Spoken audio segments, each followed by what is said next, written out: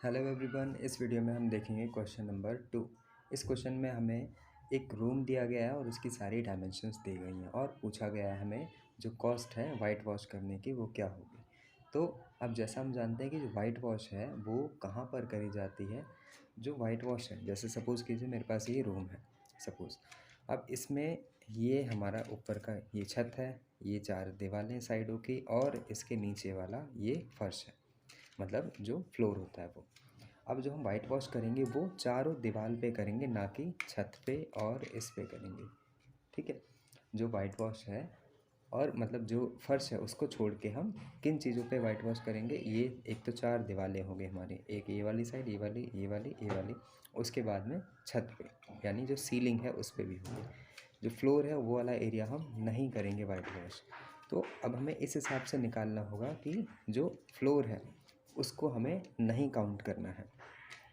तो अब देखिए लेटरल सरफेस एरिया क्या होता है। जो एरिया ऑफ 4 वॉल्स को ही हम लेटरल सरफेस एरिया कहते हैं। जो जैसे मान लीजिए रूम है तो रूम के चारों साइड का जो ऐसे करके हम जो घुमाएंगे, जैसे मतलब ये वाला साइड, ये वाला और ये वाला और ये वाला, चारों साइड्स जो आएंगे उसी को हम लेटरल सरफेस एरिया कहते हैं। अब क्योंकि हम वाइट वॉश कर रहे हैं तो हम अपने छत पे यानी सीलिंग पे भी करेंगे वाइट वॉश। तो पहले तो हम लेटरल सरफेस एरिया निकालेंगे, उसके बाद में हम सीलिंग का भी जोड़ देंगे।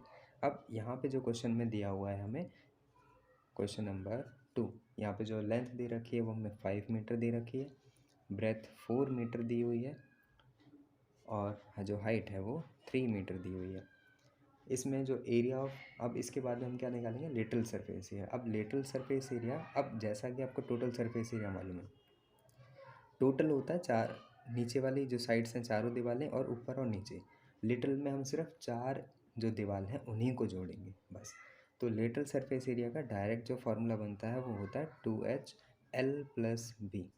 या इसको ये चीज़ हमारी आई कैसे है इसको ऊपर समझते हैं। देखिए जैसे टोटल सरफेस एरिया फार्मूला होता है ट्वाइस ऑफ LB BH और HL।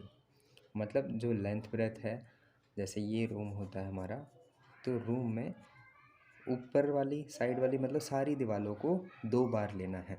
ठीक है, मतलब जो ये हो गया L/B वाला एक तो हो गया, फिर B/H वाला और एक इधर वाला। मतलब अगर ये माने तो हमने एक बार ये निकाल लिया, एक बार ये निकाल लिया और एक बार ये निकाल लिया। तो ये 3 हो गए, 3 को हम 2 बार कर देते हैं, 3 × 2 6, मतलब 6 फेस का हमें एरिया मिल जाता है।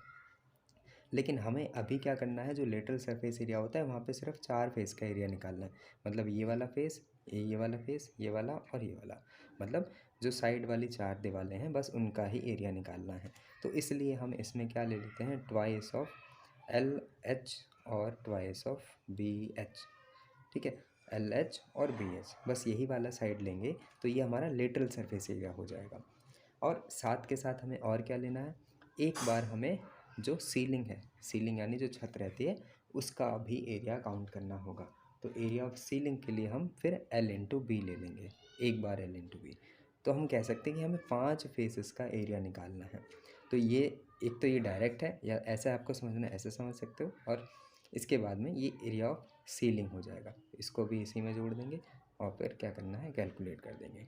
ट्वाइस ऑफ ये हो जाएगा हमारा L5 है, इसको डायरेक्ट कर लें या फिर L/B वैल्यूज़ अलग अलग रख देते हैं इसमें, प्लस ट्वाइस ऑफ B/H और L/B। L हमारा 5 है, B हमारा 4 है।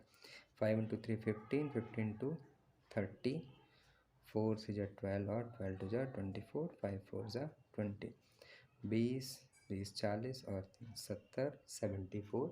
ये हमारा ये जिस एरिया पे हमें वाइट वॉश करना है वो चीज़ आ गई है।